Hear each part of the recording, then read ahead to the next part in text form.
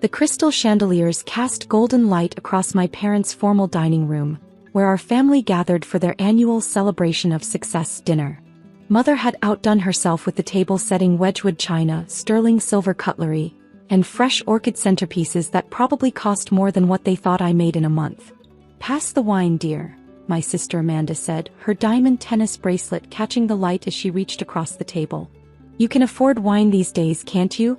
Working at that little clinic in the bad part of town." I passed the bottle, noting it was a $200 Bordeaux, about half of what I'd spent on lunch with the hospital board yesterday. "The clinic's doing fine," I said quietly, checking my phone as another acquisition update came in. "Doing fine isn't the same as doing well," Dad interjected, straightening his Hermes tie. "Your sister made partner at her law firm. Your brother's hedge fund cleared 8 figures last quarter.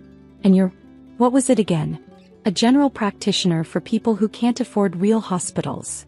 My brother James snickered, cutting into his Wagyu beef. "Hey, somebody's got to handle the runny noses and sprained ankles. Not everyone can be a real doctor like Uncle Philip here." He gestured to our uncle, the self-proclaimed finest orthopedic surgeon in the state. Uncle Philip dabbed his mouth with his napkin. "Speaking of real doctors, I heard Metropolitan Hospital is being acquired. Biggest medical center acquisition in the state's history. Now that's real medicine, not this community clinic nonsense." I felt my phone buzz again. The final paperwork was ready for signing. "Remember when you turned down that residency at Metropolitan?" Mom sighed, refilling her wine glass. "You could have been part of something important. Instead, you waste your talents at that tiny clinic in the poor district." "I made my choices," I replied, noting another message from my chief financial officer about the bond transfer. "Poor choices," Amanda corrected. "Do you know how embarrassing it is when my friends ask about my sister the doctor, and I have to explain you're basically running a charity case?" I checked my watch, a subtle Patek Philippe that cost more than Amanda's car. "The chief of surgery would be arriving any minute.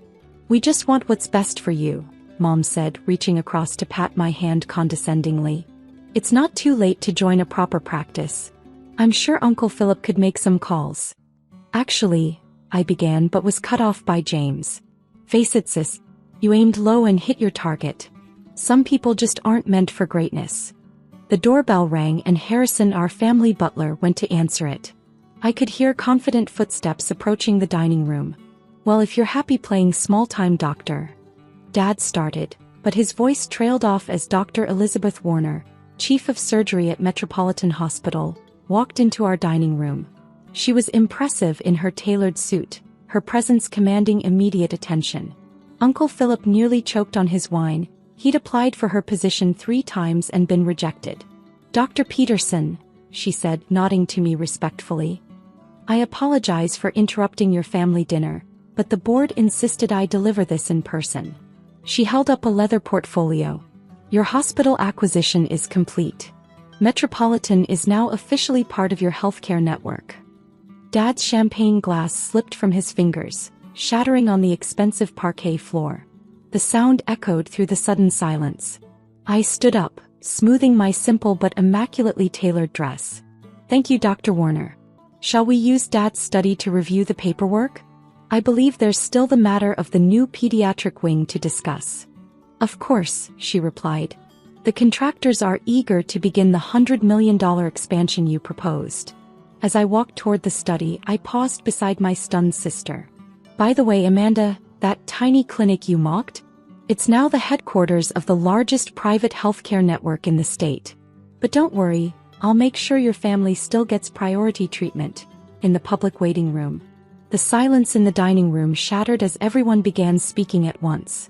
Uncle Philip's face had turned an alarming shade of red as he stared at Dr. Warner, who he'd tried to leapfrog professionally for years.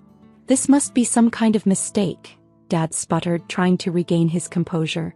"Metropolitan Hospital is a billion-dollar institution. They wouldn't sell to your daughter?" Dr. Warner interjected smoothly, opening her tablet. "Perhaps you'd like to see the press release going live in 5 minutes? Or the acquisition documents listing Dr. Peterson as the majority shareholder and CEO of the newly formed Integrated Health Systems." Mom's hands trembled as she reached for her wine glass. But the clinic. Was just the beginning, I said, taking out my phone and pulling up the company portfolio. While you were all mocking my tiny clinic, I was building the most efficient healthcare network in the country.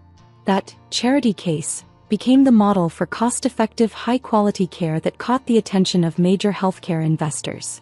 Impossible, James whispered, his face pale. You'd need hundreds of millions in capital. Dr. Warner cleared her throat. The initial public offering last year raised $2.7 billion. Your sister's innovative healthcare management system has revolutionized the industry. That little clinic proved that premium healthcare could be both profitable and accessible. Amanda's diamond bracelet clinked against her water glass as her hand shook. But you drive a Toyota. Because I invest in hospitals, not cars, I replied calmly. While you were buying luxury vehicles, I was acquiring medical centers.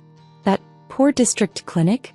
It now serves as the template for 30 similar facilities across the state. 30. Uncle Philip choked out. Pulling up the network map now, Dr. Warner said, projecting a digital display from her tablet. Red dots appeared across the state map, each representing a facility in my healthcare network. Metropolitan was the final piece. Dr. Peterson now oversees the largest integrated healthcare system in 3 states. Dad's face had gone from red to white. The pediatric wing she mentioned. $100 million? The Peterson Children's Medical Center, Dr. Warner confirmed. Your daughter insisted it be named after the family, though after tonight I'm not quite sure why. My brother's hedge fund reports lay forgotten on the table as he stared at the financial statements Dr. Warner was displaying. These profit margins, they're better than my best quarter. Efficient healthcare is good business, I said, watching another notification pop up on my phone. Speaking of business, the press release just went live. I believe your phones should be buzzing right about. As if on cue, everyone's phones began chiming with news alerts. Mom fumbled with hers, reading aloud in a shaking voice. Metropolitan Hospital acquisition creates largest healthcare network in region, led by pioneering CEO Dr. Catherine Peterson. Catherine? Uncle Philip squinted at his phone. You're the miracle maven of modern medicine, that Medical Weekly profiled last month. The very same, Dr. Warner confirmed. Your niece's management system has reduced patient costs by 40% while improving recovery rates by 35%. We've had delegations from 3 countries visiting to study her model. Amanda's law firm newsletter popped up on her tablet. Breaking: Healthcare Revolution as Integrated Health Systems completes historic acquisition. Her face crumpled as she realized her own firm had been vying for the Metropolitan Hospital contract, which I now controlled. Now, I said, checking the time on my watch that cost more than Dad's car. Shall we discuss the new hospital board positions? I have some vacancies to fill, though I should warn you, we have very strict qualification requirements. Being family isn't one of them. The silence was deafening as my words sank in. The same people who had dismissed my career now realized they might need to ask me for jobs. Dr. Peterson, Dr. Warner interrupted. The board is waiting for our video call to discuss the transition. Of course, I replied. Mom, Dad, I'll have my office send over the press packet. You might want to prepare some responses for your country club friends. I'm sure they'll have questions about your daughters. What did you call it? My waste of talent? The following week transformed my family's dynamic completely. The press coverage was relentless. Every major business publication wanted an interview with the secretive healthcare mogul, who had built an empire from a single clinic. I sat in my penthouse office, reviewing the latest acquisition reports when my assistant buzzed in. Your father is here for his 2 p.m. appointment. He's been waiting in the lobby for 20 minutes. Let him wait another 10, I replied, a small satisfaction after years of hearing him say, time is money and your little clinic is wasting both. When Dad finally entered my office, he looked diminished in a way his expensive suit couldn't hide.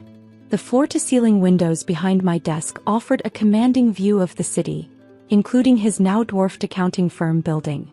Catherine, he started, fidgeting with his tie, I've been doing some thinking about what you said regarding board positions. I held up my hand.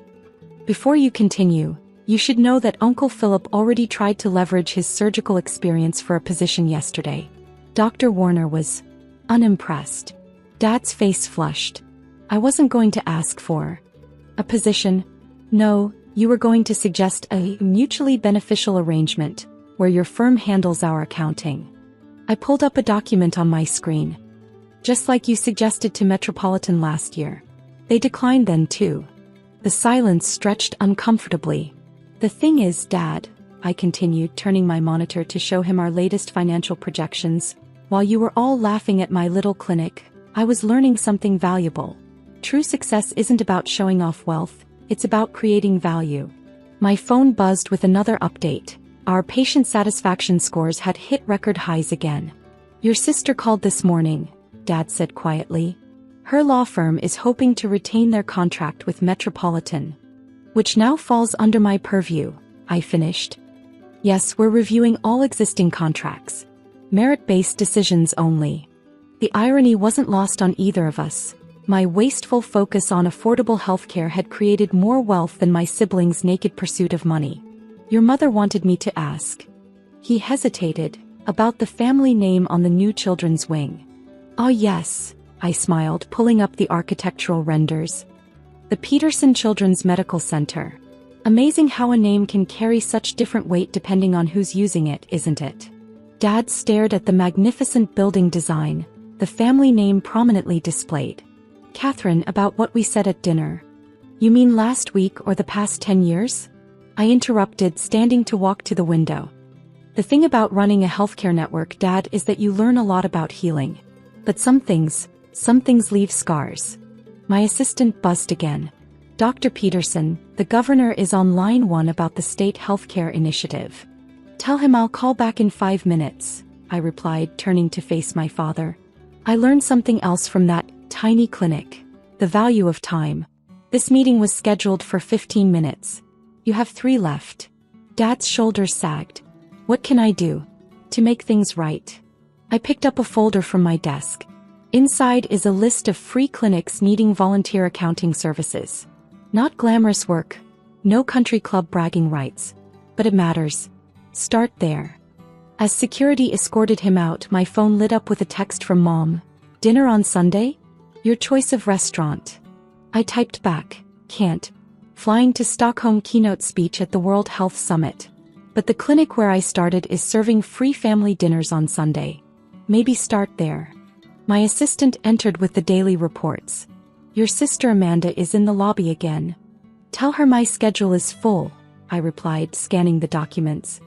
But the clinic in her district needs volunteer legal services.